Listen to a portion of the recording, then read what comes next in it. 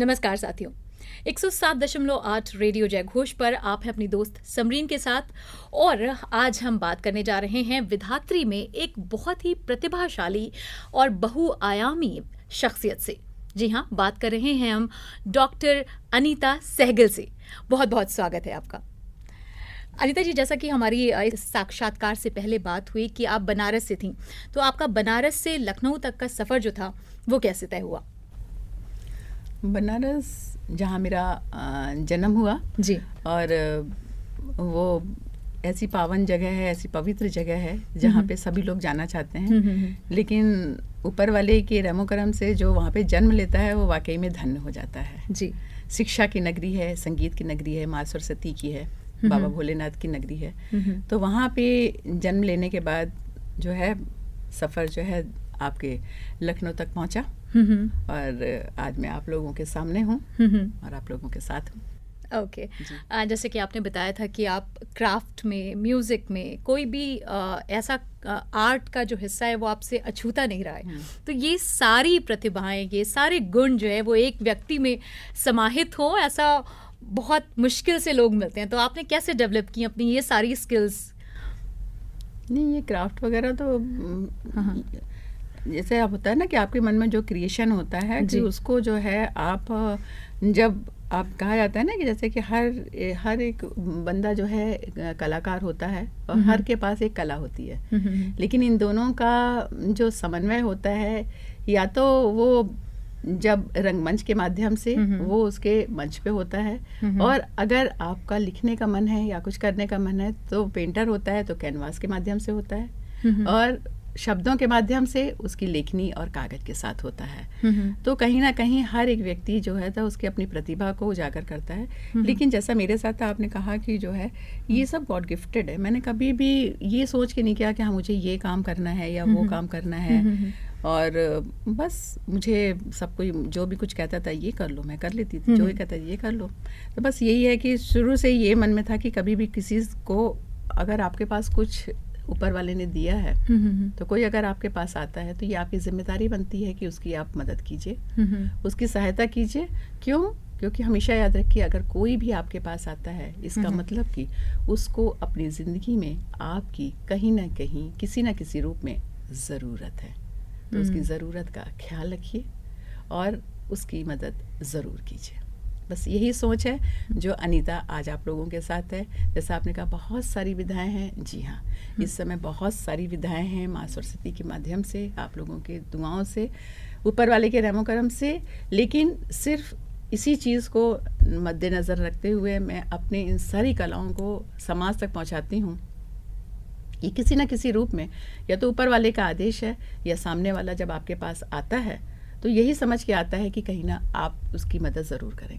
यही अनीता सहगल की फितरत है, यही अनीता सहगल की सोच है, और यही सोच धीरे धीरे जुनून में बदलती चली जा रही है, जिसको आप लोग मेहनत कहते हैं। और मैं थोड़ी सी मेहनत आप लोगों के लिए, सबके लिए करती हूँ। आपके बारे में जितना भी हम जाने उतना कम है। ये मतलब ये जो हम लोग का टाइम स्लॉट है इसमें आपको बांधना जो है वो मुमकिन नहीं है।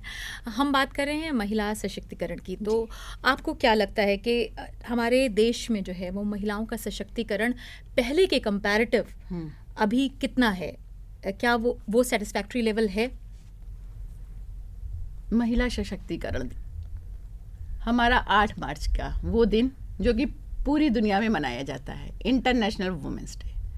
लेकिन समरीन जी, मैं आपसे ये कहना चाहूँगी कि हम लोग खाली उसी तारीख को ही, उसी दिन को ही क्यों हम सेलिब्रेट करते हैं और स्पेशल उसका एक नाम देते हैं अंतर्राष्ट्रीय महिला दिवस। और बाकी 365 दिन, 364 दिन किसी को याद नहीं रहता है कि अंतर्राष्ट्रीय या महिला या सशक्तिकरण। और बस सिर्फ कहानियाँ रह जाती हैं, किस्से रह जाते हैं, वारदातें रह जाती हैं। वो हमारी पत्रिका हो या हमारे इलेक्ट्रॉनिक मीडिया हो या प्रिंट मीडिया हो, समाचारों के माध्यम से बहुत कुछ सुनने को, देखने को मिलता है। लेकिन आज भी महिला सशक्तिकरण के हर एक क्वेश्चन के आगे क्वेश्चन मार्क अभी भी लगा हुआ है, और हम हर साल, हर रोज़, हर खबर में, अपनी हर मेहनत में उस क्वेश्चन मार्क को हटाने की कोशिश करते हैं। लेकिन कहीं ना कहीं ये क्वेश्चन मार्क अपने साथ दूसरा क्वेश्चन मार्क लेके बिल्कुल तैयार होता है। बहुत सही बात की आपने। लेकिन हमारे देश में जो महिलाएं हैं, जहाँ वो सशक्त हो रही हैं, वहाँ बहुत सारी हिंसाओं को भी झेल रही हैं। तो अगर कोई महिला ऐसे संकट में है, ऐसी परिस्थितियों में है, तो उसे क्या कदम उठाने चाहिए? देखिए, सबसे बड़ी बात तो है कि इंसान को खुद से प्यार करना सीखना चाहिए। जब आप खुद से प्यार करना सीखेंगे, क्योंकि हमें इंसान रूप मिला है, ये बहुत बड़ी सौगात है। तो जब हम किसी को सौगात देते हैं, उपहार देते हैं, तो उसे इंसान संभाल के रखता है। यही ऊपर वाले ने हम लोगों को शरीर रूपी ये उपहार दिया है, तो हमें इसे संभाल के रखना है। संभाल के रखने वाली चीज़ जो होती है बहुत कीमती होती है, उसका बहुत ख्याल रखा जाता है। इसीलिए खुद से पहले प्यार करिए, खुद के बारे में सोचिए, और देखिए जब आप अपने बारे में सोचेंगे तो अपने आप कॉन्फिडेंस, जिसको कि हम आत्मविश्वास कहते हैं, वो आपके पास आ जाएगा। और जब आपके पास आत्मविश्वास आ जाता है ना, तो ज़िंदगी की छोटी छोटी प्रॉब्लम ना हम खुद ही सॉल्व कर लेते हैं। तो यही कहीं ना कहीं माइनस पॉइंट हमारी महिलाओं में है और हमेशा रहेगा, जिसे कि हम कॉन्फिडेंस कहते हैं। उनमें आज भी कॉन्फिडेंस की कमी है, जिसके बल पे वो अपने ऊपर हो रहे उन अत्याचारों को बाहर तक क्या, अपने घर में भी किसी से शेयर नहीं कर पाती हैं। बिल्कुल सही बात। ना कहना एक बड़ी वजह है। नहीं, ना कहना तो बहुत बड़ी वजह है। तो उस वजह को हमें कम करना है। किस माध्यम से हो पाएगा? जब तक हम खुद से अपने बारे में नहीं सोचेंगे, खुद से अपने को प्यार नहीं करेंगे। शीशे के सामने खड़े होकर देखिए, आप अपने से बातें करिए कि हम कौन है, हमें क्या करना चाहिए, क्या नहीं करना चाहिए, और अपने अंदर हिम्मत लाइए। क्यों? आपके पास भी वही 206 हड्डियां हैं, बिल्कुल, जो एक पुरुष के पास होती है। वही 9 महीने के बाद भी एक लड़की पैदा होती है।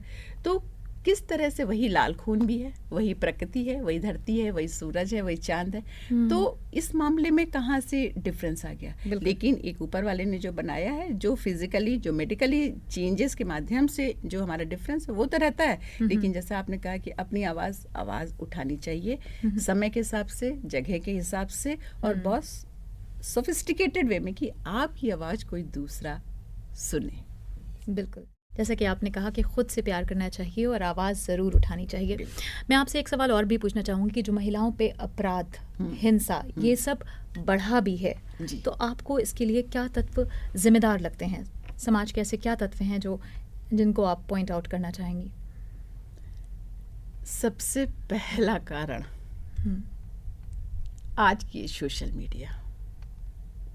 बच्चा पैदा होता नहीं है, उसको बादाम, छुआरे और जायफल की घुट्टी की जगह मोबाइल दिया जाता है।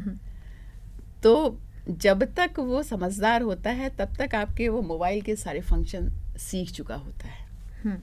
जो चीज़ उसे नहीं देखनी चाहिए वो भी वो देख लेता है। समय से पहले वो मैच्योर हो जाता है, परिपक्व हो जाता है, उन बातों से भी जो उसकी उम्र की नहीं होती हैं, और उन बातों से भी कि जो कि एक उम्र के बाद सीख ही जाती हैं। तो समय से पहले उन लोगों के पास हर तरह की ज्ञान, विधाएं, हर तरह की बातें समझने और सीखने की अकल आ जाती है। तो इसलिए कम समय में छलांग लगा के आगे पहुंचना, कम समय में सक्सेस होना, कम समय में शोहरत प्राप्त करना, कम समय में दौलत प्राप्त करना, ये सारी कंडीशंस हैं आज की इस अपराधी जगत को आगे बढ़ाने में, जिसमें कि उन लोगों को घर बैठे अपने कमरे में हर तरह की ज्ञान मिल जाता है कि कौन से काम को हमें कैसे करना है, कैसे बढ़ाना है, कैसे उसका माइनस होगा, कैसे उसका प्लस होगा। बहुत बड़ा योगदान। दूसरी तरफ एक परवरिश भी है, परिवार की परवरिश भी जो है इसमें बहुत बड़ा योगदान देती है। बिल्कुल, क्योंकि बच्चे सभी एक जैसे पैदा होते हैं। मैं आपको ये बताना चाहूँगी एक छोटी सी कहानी। जैसे आपने कहा है कि कौन इसके होता है, कि जैसे कि एक बच्चा था, वो स्कूल जाता था, तो स्कूल से वो रोज छोटा सा था, तो कभी वो पेंसिल ले आता था, कभी वो रबड़ ले आता था। जैसे बच्चों की गिर नहीं जाती है तो बच्चे वो आता था।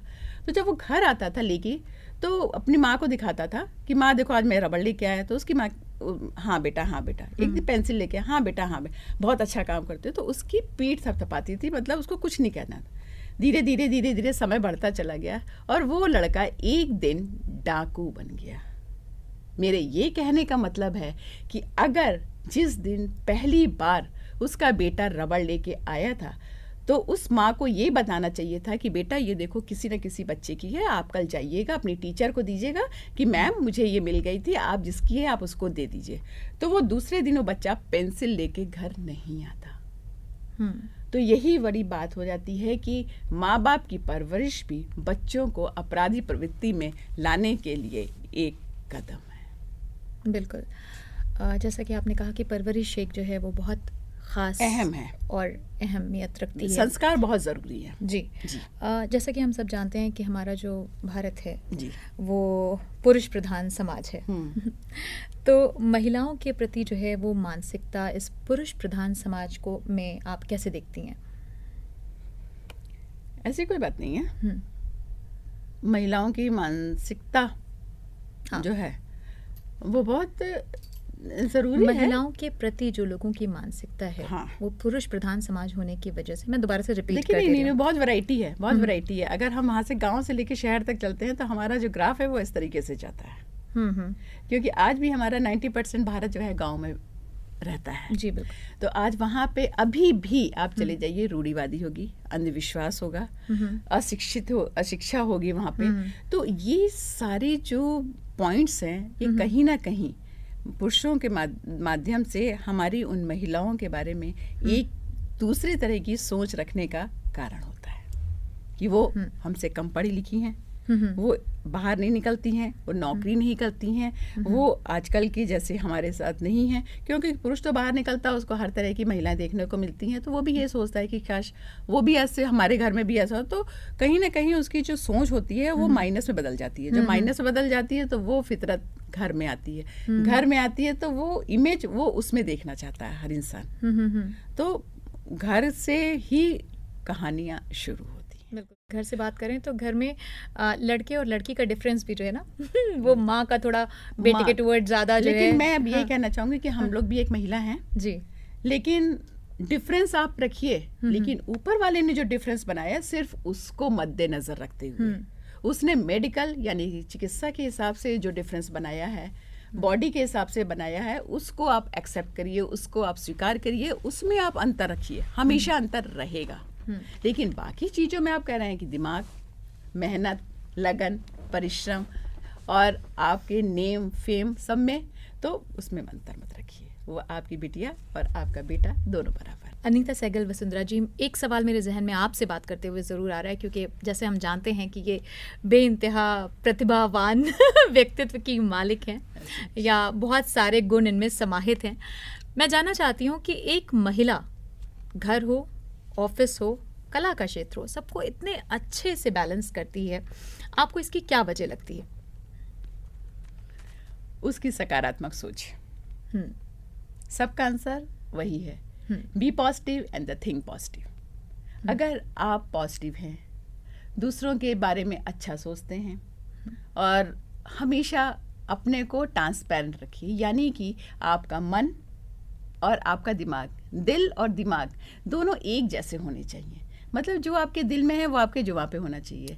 और इन सब का कारण, इन सब की एक ही चीज़ है कि आप अपने को पानी के जैसे बना दीजिए। फिर आप देखिए आपको आर पार की चीज़ें साफ दिखाई देने लगेंगी। किसी का सुख हो, किसी का दुख हो, किसी की मेहनत हो, किसी के लगन हो, किसी की परिश्रम हो।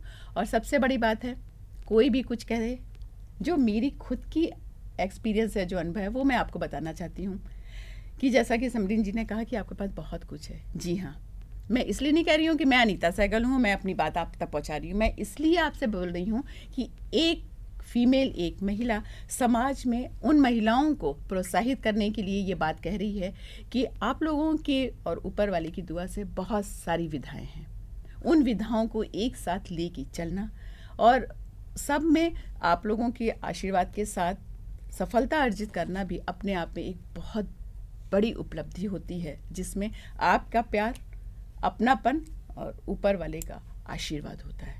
लेकिन सबसे पहली बात ये है जो कि मैंने आपको कहा, अगर आप कोई भी काम करने जाते हैं या कोई भी काम करने के बारे में सोचते हैं तो उसके लिए पहले आपको अपने को पूरी तरह से दिल दिमाग से तैयार करना पड़ेगा। स्पीड ब्रेकर सड़कों पे भी होते हैं, ये तो ज़िंदगी है, सुख दुख उतार चढ़ाव चलते रहेंगे। लेकिन अगर कुछ करना है तो स्पीड ब्रेकर पे आके हमारी गाड़ी 60 से 20 पे आ जाती है, और जैसे ही स्पीड ब्रेकर पार होता है फिर हम एक्सीलेटर दबा के 60 पे पहुंच जाते हैं। तो क्यों ना ज़िंदगी में भी ये काम किए जाएं। यानी कि स्पीड ब्रेकर की जगह हमारे समाज में लोग होते हैं जो हमें बहुत कुछ सुना जाते हैं, बहुत सारी नेगेटिव बातें बोल जाते हैं, हमारा आगे बढ़ना उनको समझ में नहीं आता है, हमारी मेहनत उनको रास नहीं आती है। तो कहीं ना कहीं से ऐसी बातें हमें पकड़ के पीछे खींचने की आदत और हमें डिमोरलाइज करना जैसी तमाम नेगेटिव थिंग्स आपको मिल जाएंगे अपने आसपास। लेकिन नहीं, उस समय आपको स्पीड ब्रेकर की तरीके से थोड़ा स्लो होना है, और जैसे ही आपका दिमाग ये बताए कि नहीं ये सब बेकार है क्योंकि तुम्हें आगे तक जाना है, तो आप अपनी स्पीड बढ़ाइए, स्पीड ब्रेकर पार करिए। देखिए, अर्जुन की मछली की आँख पे निशाना होना चाहिए, ना कि मछली के ऊपर। देखिए, आपकी ज़िंदगी का टारगेट आप तक ज़रूर मिलेगा, आपकी मंजिल आपका इंतज़ार करेगी, मुस्कुराहट के साथ हंसते हुए सफलता आपको ज़रूर मिलेगी, ये अनीता का वादा है।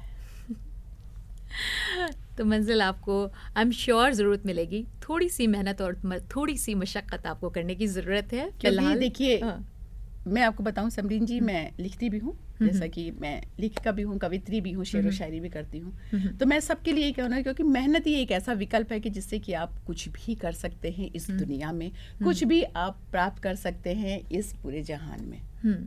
तो बस यही हो जाता है कि जब टूटने लगे हौसले तो बस ये याद रखना। क्या बात। जब टूटने लगे हौसले तो बस ये याद रखना कि बिना मेहनत के तख्तो ताज नहीं मिलते। जब टूटने लगे हौसले तो बस ये याद रखना कि बिना मेहनत के तख्तो ताज नहीं मिलते, और ढूंढ लेते हैं अंधेरों में मंजिल अपनी, क्योंकि जुगनू कभी रोशनी के मोहताज नहीं होते। क्या बात है। तो इसलिए अपनी रोशनी खुद बनिए, अपना रास्ता खुद ढूंढिए, फिर देखिए आप आगे आगे आगे आगे बढ़ते जाएंगे। और हम भी आगे आगे बढ़ते हुए अपनी मंजिल तक पहुंच चुके हैं। तो जाते जाते मैं चाहूँगी डॉक्टर अनीता सहगल वसुंधरा जी कि आप हमारे लिसनर्स को, हमारे दर्शकों को कोई संदेश दें। देखिए, सबसे बड़ी बात तो ये है कि ज़िंदगी में, जो कि ज़िंदगी बहुत छोटी है, बहुत ही ज़्यादा छोटी है, तो एक चीज़ हमेशा याद रखिएगा आप सभी लोगों से कि बीता हुआ वक्त वापस नहीं आता है। इसलिए हमेशा कंस्ट्रक्टिव माइंड होना चाहिए, डिस्ट्रक्टिव माइंड नहीं। यानी कि हमेशा कुछ रचनात्मक करने की कोशिश कीजिए, कुछ बिगाड़ने की नहीं। और ख़ास करके जब दूसरों ने कोई काम किया हो तो उसको सराहिए, उसमें से गलतियां निकालने के बजाय उनको ये बताइए कि तुम्हारा ये काम कैसे पूरा होगा। और दूसरी बात, अपने ऊपर विश्वास करना सीखिए। संयम, पेशेंस जिसको कहा जाता है, वो सबसे बड़ा केंद्र बिंदु है सफलता का। अगर आपके पास पेशेंस नहीं है तो you can't do anything in this world. आप इस दुनिया में कुछ भी नहीं कर सकते। इसलिए सहनशीलता अपने पास रखिए। मैं आप सोच रहे होंगे कि ये अनीता बोल रही है, ये बहुत मेहनत का काम है, संयम रखना अपने ऊपर, सहनशीलता लाना। बहुत सारे ऐसे लोग मिलेंगे, आपको गुस्सा आएगी, लेकिन आप संयम रखिए क्योंकि आपको आगे बढ़ना है। तो इसलिए बहुत सारी ऐसी बातें जो खुद भी आप आत्मसात कीजिए, अपने परिवार को भी बताइए, क्योंकि आप तभी खुश रह सकते हैं जब आपका परिवार सुखी होगा, खुश होगा। परिवार का साथ ही आपको आगे तक ले जाता है। फिर मित्रों की बारी आती है, फिर संबंधियों की बारी आती है, तब बारी आती है समाज की।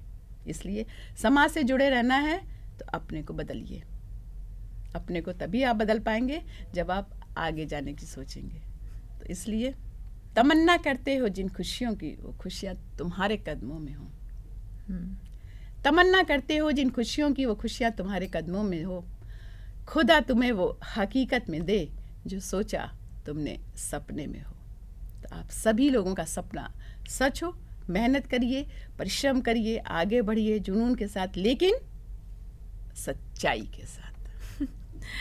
तो आज आपको ज़िंदगी जीने के बहुमूल मंत्र दिए हैं डॉक्टर अनीता सहगल वसुंधरा जी ने, कि अपनी ज़िंदगी में धैर्य रखिए और मेहनत और मशक्क़त से पीछे मत हटिए। फिलहाल हमें यहाँ से जाना होगा। आप हमारे साथ स्टूडियो में आई, अपने बहुमूल्य विचार हमारे साथ साझा किए, इसके लिए बहुत बहुत धन्यवाद। धन्यवाद, नमस्कार आप लोगों का भी, आपका भी। Thank you. जय हो।